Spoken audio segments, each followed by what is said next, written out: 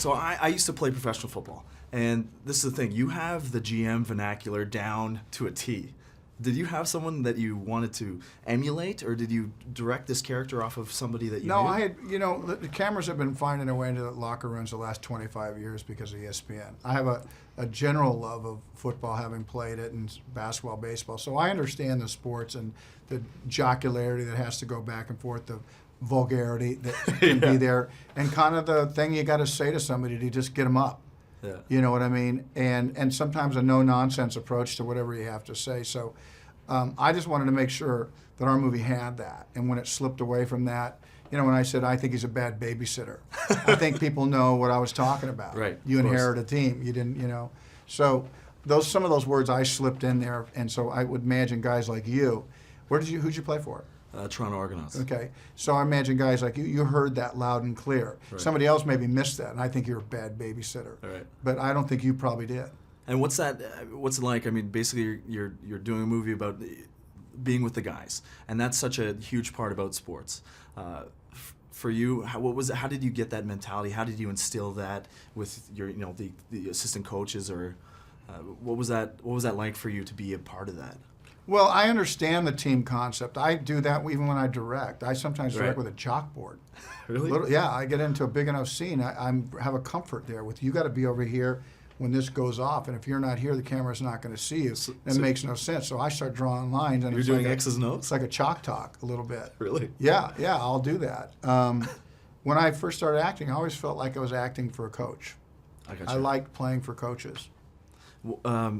This movie has so much more. I mean, the name would lead someone to believe that it's just about the draft day, but there's so much. There's layers, and there's a love story. I mean, this movie has so much more than just I would football. hope people would know that that's going to come with my movies. That's what I'm, hoping that people understand, that I'm not going to. If I'm going to make a movie just about draft day, I do it as a documentary. Right. I wouldn't do it as a motion picture where you can take your girl and make out.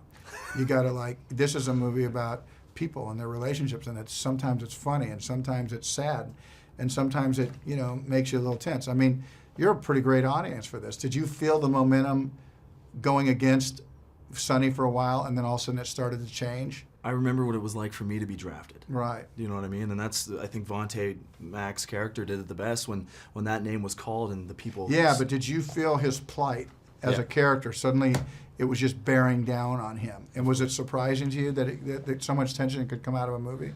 It was surprising that you could feel that way about somebody being picked. Yeah. Just for something so miscellaneous as a sport. I think that's the miracle of movies sometimes. It's like, how could we get to where we suddenly are emotionally involved? Especially a guy who's actually had pro experience. Go like, I know this game. I'm not, but all of a sudden you're kind of going, who's Sonny going to take? You are like a real football girl in this movie, and as a guy, so I used to play football, and you did. What was your position? Receiver. Mm-hmm. I sat on the bench better than anyone ever could. What is it about football? What is it about this movie that just drew you to it, and you wanted to be a part of it? Well, I loved the writing. I mean, that's the first thing about any movie. You read the script and you kind of go, well, it could be this, or if another draft, maybe it'll turn into this. This was just crackling off the page from the minute I read it, right. And then when I heard that Kevin was involved doing a sports movie with Kevin Costner, of course, it's like, what could be better? And Ivan Reitman as a director, there was no doubt in my mind I wanted to do this. So you've been with a lot of great leading men before. I have. What is it about Kevin that is just, he jumps off the page in every movie that he's on? He does. Kevin was at he went to a baseball game in Cleveland. We all, on our days off, would sneak away and go to the baseball games. And eventually, he was just sitting by himself, way up high, eating peanuts. And eventually, the camera found him, and the whole place stood up and cheered. That is how beloved Kevin is. It's especially among any sports fans, because he understands. He is such a true blue sports fan himself, and he understands he's just a guy's guy. Was it surreal for you? A little bit? I mean, Bull Durham, Field of Dreams, all of them.